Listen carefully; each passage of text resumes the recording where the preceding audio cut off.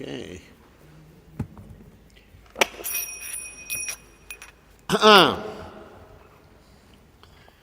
Jaya Radha Madhava Kunja Bihari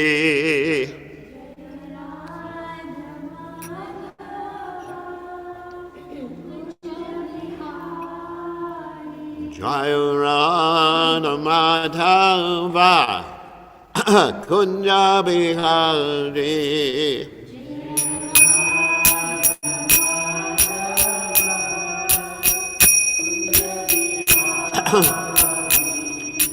Gopi Jana Malaba Yiribadadadi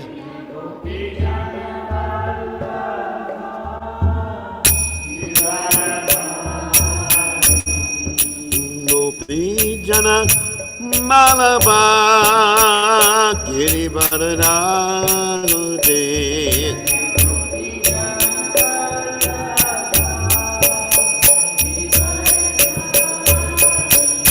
Sudanana Praja Jana Ranjana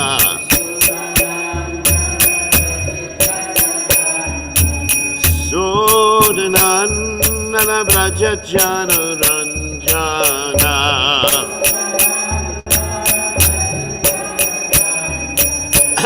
Yamuna Tera Panachade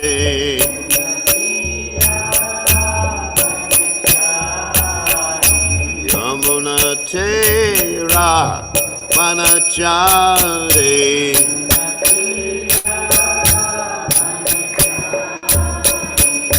Jai Radha Madhava Kunja Bihari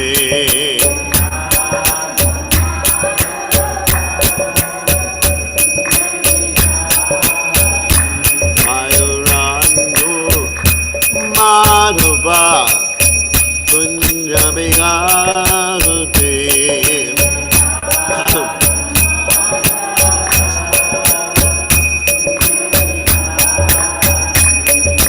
Gopi Jana Malaba Girivardhari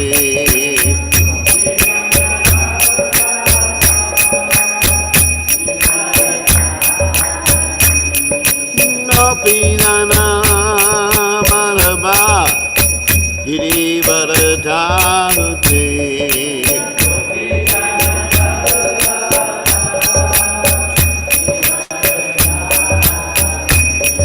Yasodanandana Praja Jana Ranjana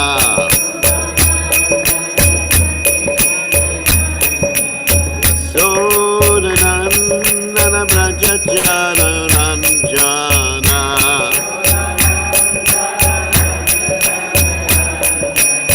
Jambuna Tera Panachari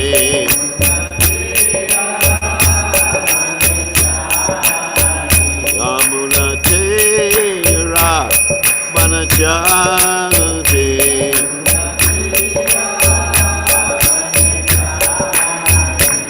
Ayurano Madhova Kunja Bihari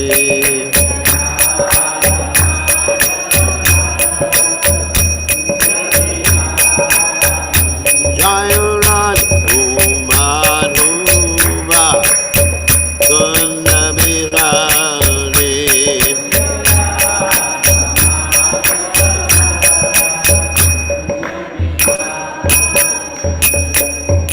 Jai Om Vishnupad Paramahansa Paravidikacharya, also Teta Satashi Shimad, His Divine Grace Abhaya Charanada Bhaktivedanta Goswami Srila Prabhupada Ki Jai ISKCON Founder Acharya Srila Prabhupada Ki Jai Anantakoti Vaishnav Vrinda Ki Jai Namacharya Srila Haridas Thakur Ki Jai Prem Se Kaho Shri Krishna Chaitanya Prabhu Nityananda Shadwaita Gadadha Shivasati Gaur Bhakta Vrinda Gijai Shri Radha Krishna Gopi Gopinath Sayam Kunda Radha Kunda Giri Govardhan Kijai Vrindavanam Kijai Machuranam Kijai Jagadada Sami Kijai Yamunamai Kijai Srimad Glasadevi Kijai Samveda Bhakta Vrinda Kijai Gaur Premananda Hari Hari Bol. All glory is the assembled devotees, all glory is the assembled devotees, all glory is the assembled devotees. All glories to Shri Guru and Gauranga Srila Prabhupada Ki Jai. Nama Om Vishnu Padaya Krishna Vastaya Budale Srimati Bhaktivedanta Swami Namani Namaste Saraswati Devi Gauravadi Pachani Nivishesha Shunyavadi Paschacha Deshatarni. So we are reading from Srimad Bhagavatam, what? 1, 2, and 3? 1, 2, 3? 1, 2, 1, 3, 0. 1, 2, 3, 0. 1, 2, 3, 0. Okay, let me set that. Okay. First canto, second chapter, text 30. All right.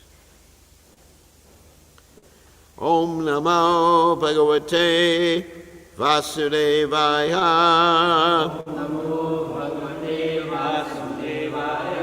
Om Namo Bhagavate Vasudevaya. Om Namo Bhagavate Vasudevaya.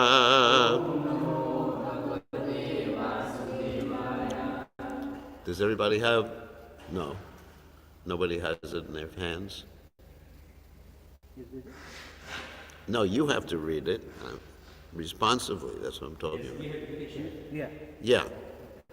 Sa Evedam Sasarjagre Bhagavan Atma Maya Sad Asad Rupaya Chasau Gunamaya Guno Vibhu Saevedam Sasarjagre Bhagavan Atma Maya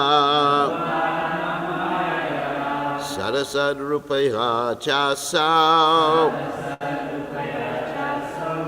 Gunamaya Guno Vibhu Sahevedam Sasarjagre Bhagavan Atma Maya Sarasad Rupaya Chasau Gunamaya Guno Vibhu Sahivedam Sasarjagre Bhagavan Atma Maya Sarasa Rupaya Chasau Gunamaya Guno Vibhu. Anyone?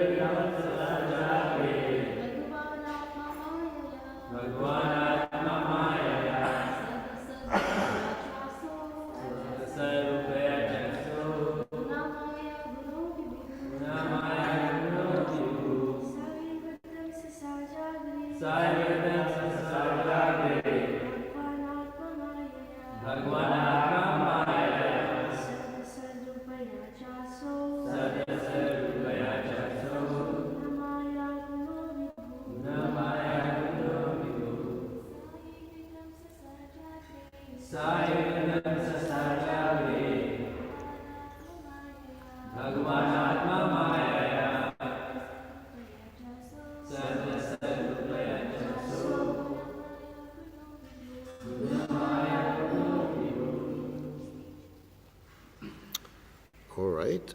Sa, that. Eva, certainly. Idam, this. Sasarja, created. Agre, before. Bhagavan, the personality of Godhead. Atmamaya, by his personal potency. Sat, the cause. Asat, the effect. Rupaya, by forms. Cha, and. Asau, no. The same Lord. Gunamaya, in the modes of material nature. Aguna, transcendental. Vibhu, the absolute. So translation, in the beginning of the material creation, that absolute personality of Godhead, Vasudeva, in his transcendental position, created the energies of cause and effect by his own internal energy. So purport, by his divine grace, A.C. Bhaktivedanta Swami, Srila Prabhupada Ki Jai. Can everyone hear me? Yes. The position of the Lord is always transcendental because the causal and effectual energies required for the creation of the material world were also created by him. He is unaffected, therefore, by the qualities of the material modes. His existence, form, activities, and paraphernalia all existed before the material creation. He is all spiritual and has nothing to do with the qualities of the material world, which are qualitatively distinct from the spiritual qualities of the Lord. Interesting verse. Sai Vedam Sasarjagre Bhagavan Atmamaya Sadasad Rupiya Chasau Gunamaya Gunho Vibhu. So Omagada Timirandasha Gananjana Shlakaya Chakshu Urmiritam Yena Tasmai Shigaraveda Maha. So here there's a discussion of the Lord's transcendental potencies. Atmamaya means his own energies. It's interesting, the word Maya can be used in different ways. Maya could mean illusion, Maya could mean mercy, and it can also mean energy of the Supreme Personality of Godhead. Just like generally we hear about Yogamaya and Mahamaya.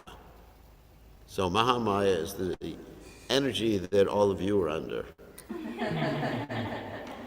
Where you think you're the body, you think you're whatever, you're married to someone, this is your family, this is all illusion. That's called Mahamaya. And then there's Yogamaya, which also creates a sort of illusion. We were talking about this yesterday, that why is Arjuna, the question was raised actually, why does Arjuna not listen to Krishna right away when he's a pure devotee of the Supreme Personality of Godhead? Well, one reason is that he forgets his position as a pure devotee of the Supreme Personality of Godhead because Krishna wants him to forget.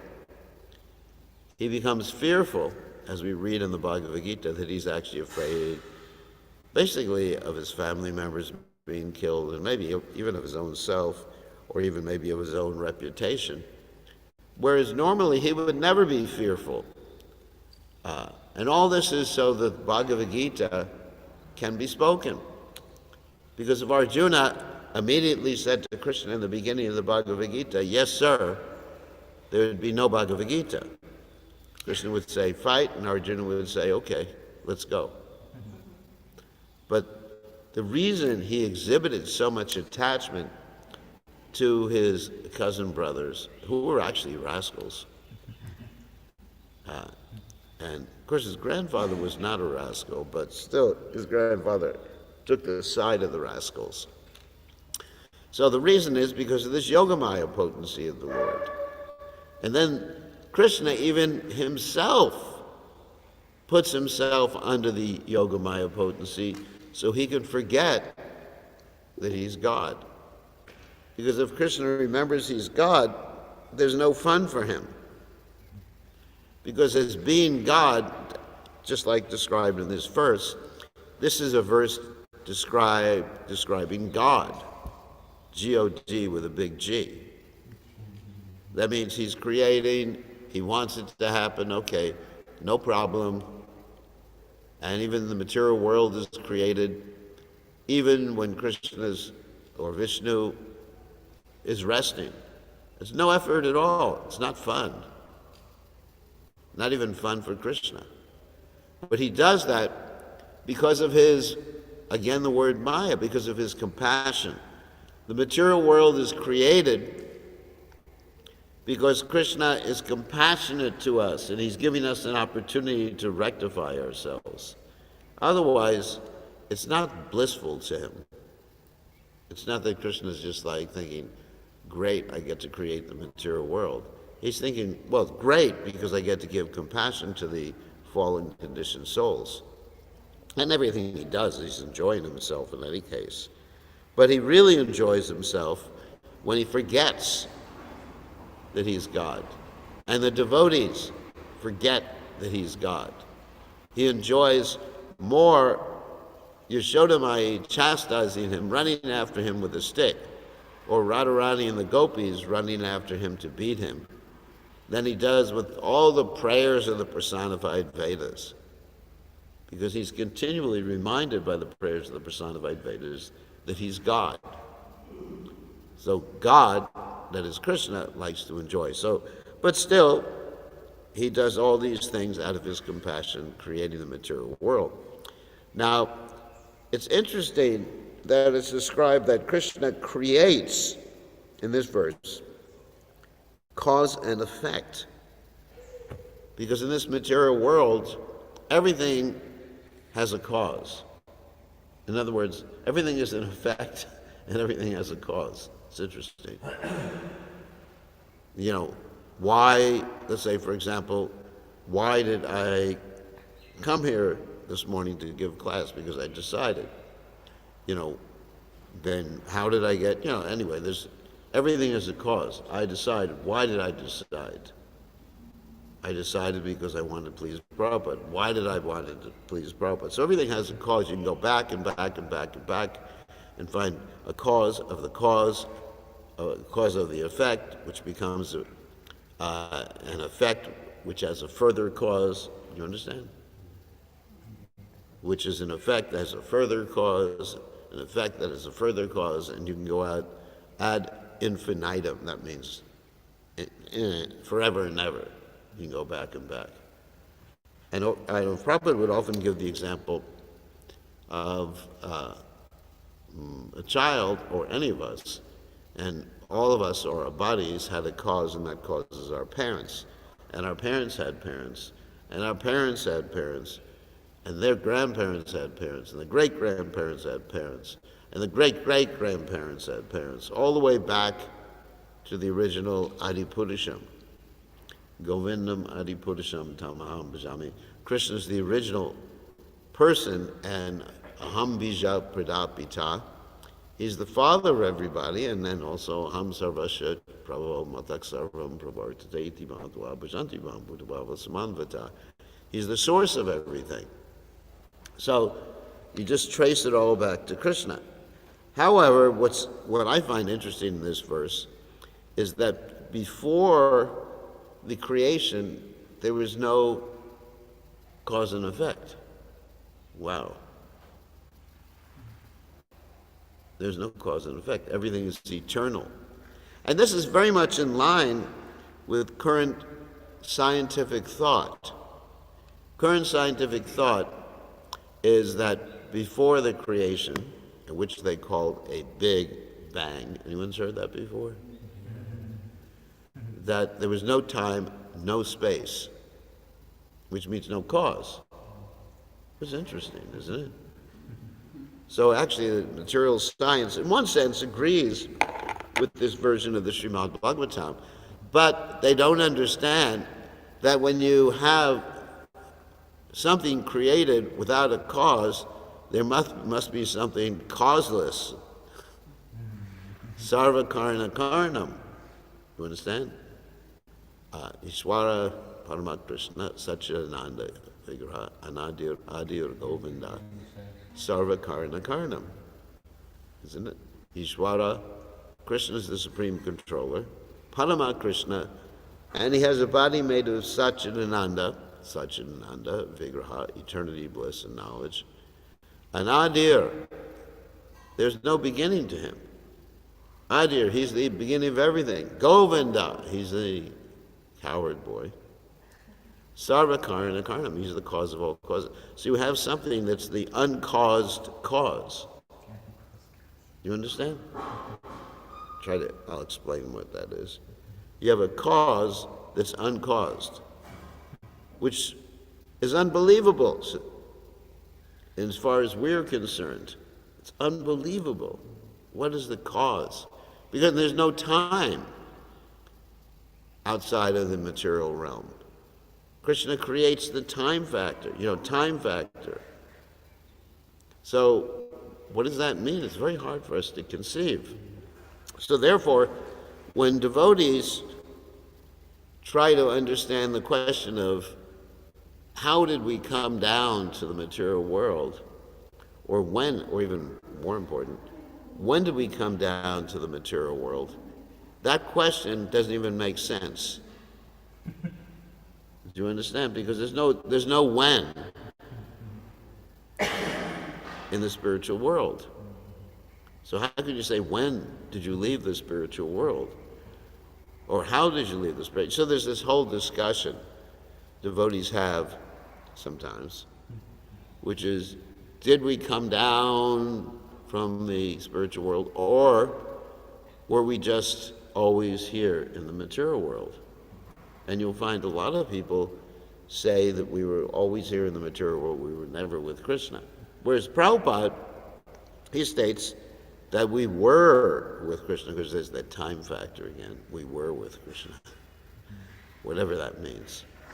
We were with Krishna. And when the devotees would ask Prabhupada the question about where and how do we fall down, sometimes Prabhupada would say that if you find yourself drowning, you don't ask how you got there, you ask how you can get out. You're like, if someone falls off the boat, you have these big cruise ships. Someone falls off the boat and is, help, help. And then someone throws a life preserver. You have life preservers here? You want those round things? And you just say, but first tell me, how did I get here? That's stupid. I mean, that's one way that Prabhupada answered it. And another way, Prabhupada said that we are originally Krishna conscious living entities. And so many places Prabhupada said, we have forgotten Krishna. Also, Bhaktivinoda Thakur, Bhaktisiddhanta Saraswati Thakur talk about this extensively, that we forgot Krishna. And then also, another time Prabhupada answered the question, which is really interesting. We never fell down from the spiritual world. We're still in the spiritual world. That's remarkable. If you think we're still in the spiritual world, it doesn't feel like it to me. What am I doing? I look at myself in the mirror. That's not a spiritual body. I mean, it's like I was using this light before class, this on my forehead. We have this forehead light. And the devotee commented on the internet here that, Guru Maharaj has a spiritual body, his effulgence is just coming out. Because I had the light on the forehead. I said, his spiritual effulgence. No, you rascal, it's just a light. See? Let there be light. Yeah. It's all my mystic powers that I made the light come out.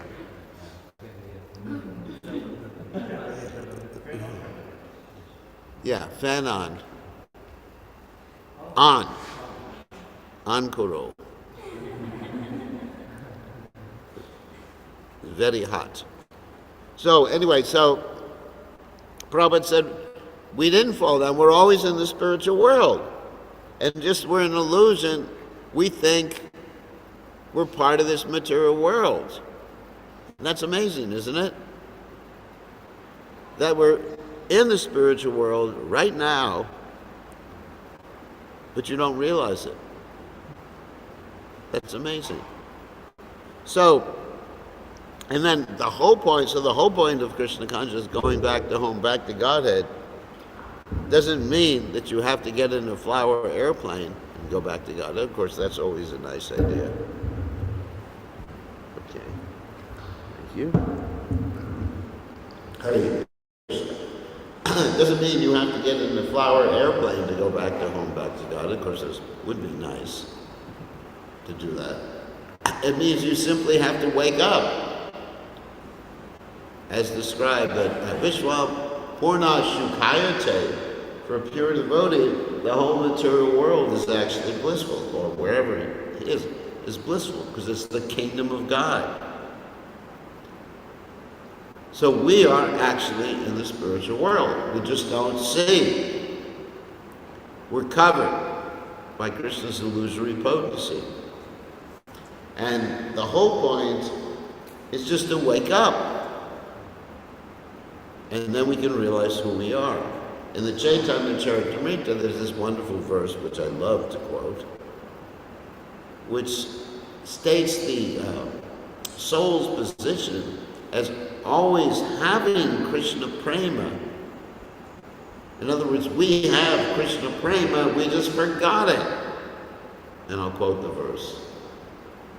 Nitya Siddha Krishna Prema, Shajakura Noai. That this verse spoken by Krishna's Kaviraj Goswami says that Nitya Siddha Krishna Prema, that Krishna Prema is eternally part of ourselves. It's not something to be obtained, like saja means like a goal, or something that's obtained. Saja koronoi. It's not. It's something you have right now. And how is it realized, woken up? Shravanade shudachite kore doi. By the hearing process. I mean, without hearing, there's no waking up. Without Shravana and Kirtana, there's no Vishnu Smarana. Vishnu Smarana, of course, means to remember Lord Vishnu. So the whole point is we hear nicely, but then we realize, hey, we're with Krishna. And then Yomam Pasati Sarvatra Sarvam Chamayu Pasati Dashaham Na Panashami Sachame Na Panashati. That means we will see Krishna in everything and see everything in Krishna, and we are, in other words, we'll always be with Krishna. It's pretty amazing, isn't it? You simply have to hear to wake up, and then you'll be absorbed in the timeless existence of the Supreme Personality of Godhead. Okay. Another point that we need to make, insofar as this verse is concerned, that before the creation, there was no time, and there was no space, no time, or anything like cause and effect. So what does that mean that the spiritual world is like? Does that mean everybody is just frozen? Like statues in the spiritual world, since there's no time, there's no cause and effect? No. There's a spiritual manifestation of time.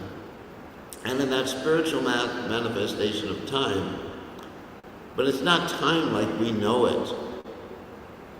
Like in this material world, time is a destructive factor.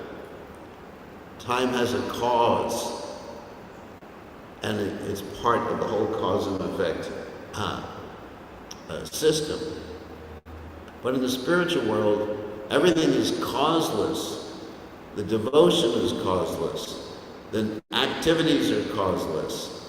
Everything is just simply caused by love. The spiritual world is one of love. So therefore, you do have activities in the spiritual world, and all these activities are based on pleasing Krishna, and the devotees enact basically the same activities again and again and again. And it never gets dry. Because of the time factor in this world, if we perform the same activities all the time, every day, it gets boring.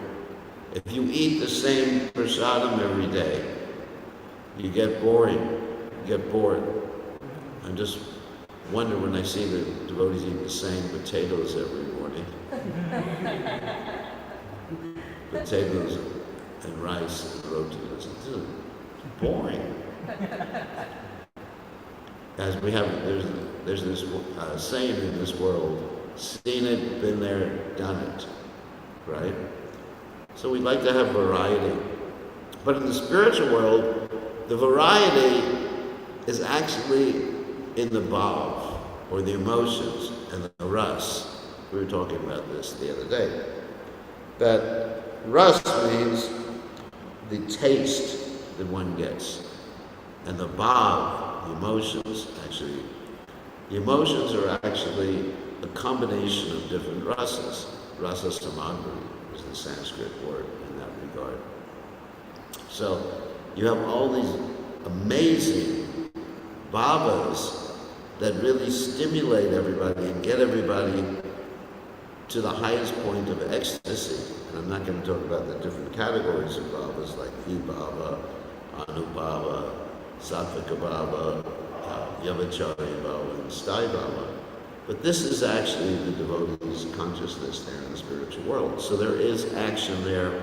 In the Brihad Bhagavatamrita, it describes the pastimes in the spiritual world, some of the pastimes in the spiritual world, such as the demons appearing. There are no demons in the spiritual world, but devotees take the part of demons, and the demons don't get killed, the demons get tamed and used as part of Krishna's pastimes. For example, we were talking yesterday about Aristasura, who in this material world, the demon, bull demon, gets killed by Krishna. But in the spiritual world, the devotee takes the part of Aristasura, and instead of killing him, he gets tamed and he gives him to Lord Shiva as his bull. And so these pastimes are going on, and so there's something there, spiritual time, spiritual progression. But then the pastimes repeat, but the devotees forget that they've been repeated. And the devotees experience newer and newer ecstasies. So this is the nature of the spiritual world, but in the material world, again, everything has a cause. Krishna is the cause of all causes, and Krishna has no cause. So, any questions or comments about any of these points? We got a few more minutes for class. Questions, comments? Yes, Shampriya. Demons, they didn't really in the spiritual world. What's that? In the spiritual world, the demons. I thought they. There's no actual demons. There's devotees taking part. Just like a thought that, or rumors. That No, they're actually devotees taking part of demons. Okay. There's not. Kamsa is just a rumor. But it's described, if you read the Brihad Bhagavatamrita, anyone here has read the Brihad Bhagavatamrita? No. You heard it from me. Anyway, I did a whole class. So anyway, so the Brihad Bhagavatamrita describes this one devotee, Gopa Kumar, who goes to the spiritual world, and of course, he's a pure devotee of the Lord. He's a coward boy. And he sees all these pastimes, like, for example, the Keshi demon. One of the devotees there, plays the part of Keshi, horse demon. And then what happens is that instead of Krishna killing him, Krishna tames him and gives horseback rides to all of his coward boyfriends. It's pretty nice. So it's a little bit different manifestation of the pastimes that are here in the material world. So the Keshi demon or Rishtashura, and then Krishna even leaves Vrindavan in the spiritual world, or appears to leave, and everyone is feeling great intensity and separation, and then he comes back right away. And they forget, because there's no material time there, they actually forget that Krishna has left. And then again, the same pastime takes place. Krishna goes again, apparently to Mathura. And then he comes back, and they forget that Krishna ever left. So it's interesting, because there's no material time. So you can't really, of course, there's all yoga maya that devotees are forgetting, but I don't know if you could say they're actually forgetting, because there's no material time there. Everything is in constant now.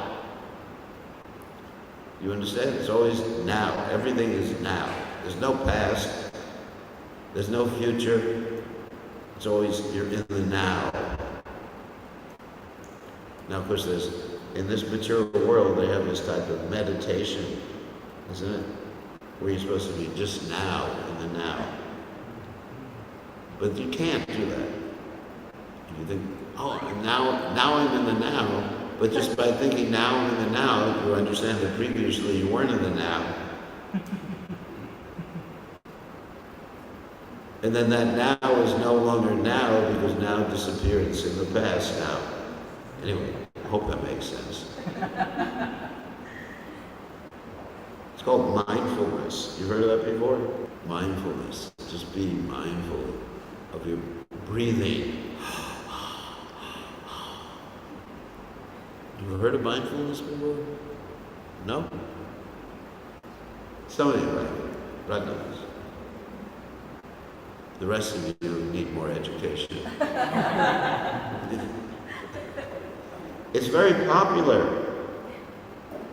Very popular with the young people, because all of you are really old. So you wouldn't know this. The young people get into this, which is really like be here right now. But in the spiritual world, they're always in the now. So everything is just like a flow of emotions, intense emotions in the spiritual world of love of Krishna. And we're here now. We're in the spiritual world, but we're just in so much illusion that we're identifying with these bodies that we're not. The soul can never even touch matter, but we're identifying with something we're not. It's like a video game, where you identify with the characters in a video game, or in a television show. Those people don't watch television anymore. Forgot about that. You watch some show and you identify with the characters. I remember when I was young, my mother took us to the movie, some romantic movie. I hated it. But she was identifying with the characters, like Romeo and Juliet or something, and she was crying and crying and crying. I said, "They're not real, Mom." And she just said, "Be quiet, you're spoiling it for me." So in this way, we spoil people's material fun. And Krishna spoiled our fun in the material world. It's not real. The material world's real, but your experience and thinking you're getting some pleasure is not real. And your identification with the material world, it's not real. It's all illusion. It's all illusion. Like Prabhupada gave the example. He said one time a man went into the theater, movie theater, And as he was sitting down to watch the movie, he noticed this very pretty girl was sitting next to him. And so he was sort of excited. And so while the movie was playing, he felt that his hand keep touching his leg. And he thought, oh my God, she loves me, or something, some stupid thing like that. She's interested. And then the lights came up and he saw there was just an old man next to him. But because he had this concept, this mental concept, there was enjoyment. Enjoyment is due to the attachments in our mental concepts. You understand? So otherwise, we give up that sense of enjoyment and we realize our spiritual nature and we're here with Krishna and we're really happy. Otherwise, if you're looking for happiness in this world, it's not going to happen. It's like chewing the chewed. You're thinking this adjustment, that adjustment. Once you get married, you'll be happy. Once you get rid of your husband, you'll be happy. Isn't it? Once you get your new car, you'll be happy. Or your new phone, you'll be happy. It never works out. There's always, we have to keep changing. Where in the spiritual world, it's always the same, but you're always happy because you're these intense bobs, intense moods, emotions. Okay, any other questions? We have 4 more minutes. Yes.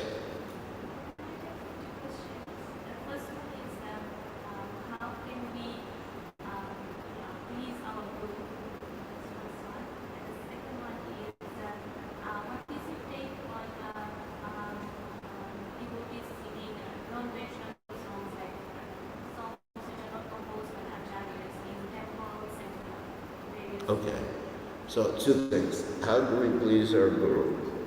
Well, that's a question I have a conflict of interest in. You understand, conflict of interest? You know, she's asking a theoretical question, and I'm the Guru too at the same time. So, I have to declare, you know, like in court, you have to declare a conflict of interest. So I have to declare a conflict of interest. Please the Guru by listening and serving with devotion, not just doing what he wants, but doing what he wants to please, like Nyabi Lashta Shunyam Gyana Karmana Pratamana Krishna Shilam Bhakti, just trying the best to do what the person wants, with the idea I want to please the person. Not simply doing what the person wants, but doing with the idea of pleasing. How's that? And so what about, so the second question was about songs, like Bollywood songs? Like, go, go, go, Vinda, go, go, go, Vinda. I like that song. Go, go, go, Vinda. Go, go, go, Vinda. Anyway, I saw that movie. The movie was called Oh My God. So anyway, in the temple, we should be chanting the songs. At temple and at home and everywhere, we should be chanting the songs given to us by the acharyas, or written by bona fide devotees. You know, someone who is following in the line of disciplic succession. Because if you're chanting something that is not coming in disciplic succession, sampradaya vinaya mantras te nishvalamataha, there's no spiritual potency. Mantras have to come in disciplic succession. I mean, even mantras don't have to be in Sanskrit, they don't have to be in Bengali. I mean, Bhaktivinoda Thakur wrote some songs in English, like Sharigrahi Vaishnava, a beautiful song he wrote in English. I don't know if you've ever heard that song, but anyway. And Prabhupada wrote some things in English, like Adore, Adore, Y'all, about the spiritual master. So, as long as it's written by some bona fide Vaishnava who is in disciplic succession, I would say that's all right. But, and certainly, if we want to put Krishna consciousness into our own words for some, not that we chant this in the temple all the time, not. In the temple we should generally chant Hare Krishna, like Jaya Shri Krishna Chaitanya, like this. But certainly there can be some leeway. But songs that are coming from others that are not in disciplic succession, we should not be chanting. It's not a good idea. Radhe, Radhe, Radhe, Radhe. Shambhi Radhe, Radhe, Radhe, Shambhi Radhe, Radhe, Radhe, Radhe. And even chanting Radharani's name, there's no prohibition. But once, twice, 3 times, not that we should have the whole kirtan. Radhe, Radhe, Radhe, Radhe. Because if we want Radharani, we have to have Krishna at the same time. If you want Lakshmi, you have to have Narayan. Or else you get Maya Lakshmi. That's Durga. And then you can do Durga Puja. So basically, yeah, things have to be chanted properly and also in the proper way. I mean, like I said, there's no prohibition about chanting Radhe, Radhe, but, Prabhupada wouldn't want you going on and on and on. Or like even the Nitai Gaur Hari Bol. If you chant Nitai Gaur Hari Bol for 15 minutes, it's bona fide, but, you're just saying, Hari Bol, chant the holy name, chant the holy name, chant the holy name. You never get to chanting the holy names. Hari Bol, Hari Bol, Hari Bol, Hari Bol, Hari Bol, Hari Bol. Sometimes we're called the Hari Bowlers or something. And the men are called Hari Bowls. And you're talking to someone who's married, the lady who's married, you say, "Where's your Hari Bowl?" Isn't it? It's a little crazy. Okay. Anyone else? Because we're supposed to read the deities now. Hopefully they were able to address the deities. Okay. Maybe we should end. Thank you all for your voice. Okay.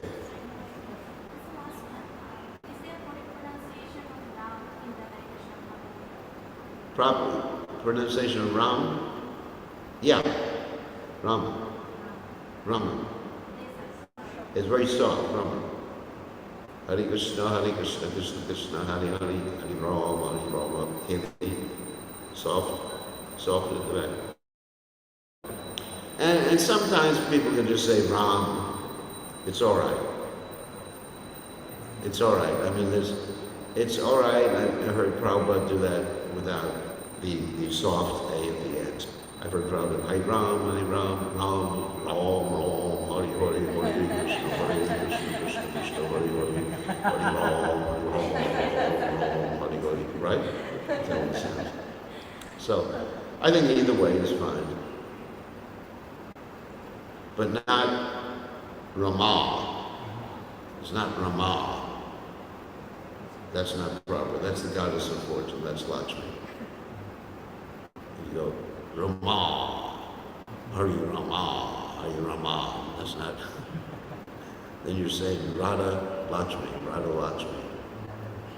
You understand? That's not proper. It's not Rama. It's Rama. Rama. Rama. Rama. Rama. Rama. Then Rama. Anyway. Okay. I think we should end now. Hopefully we're going to greet the deities. All glorious is divine grace. Srila Prabhupada, Srila Prabhupada, Ki Jai.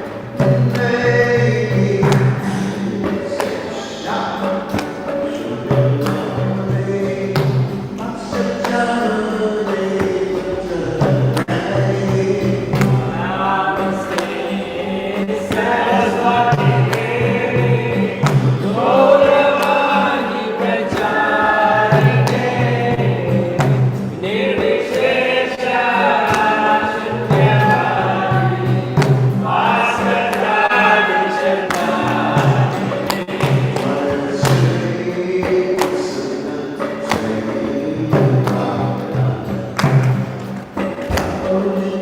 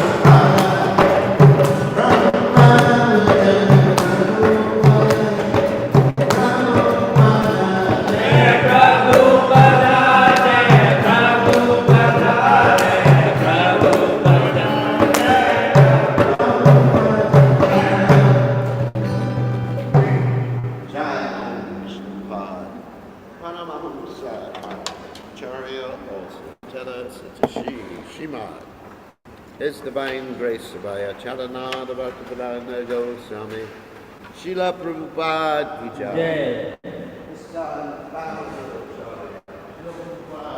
Jai.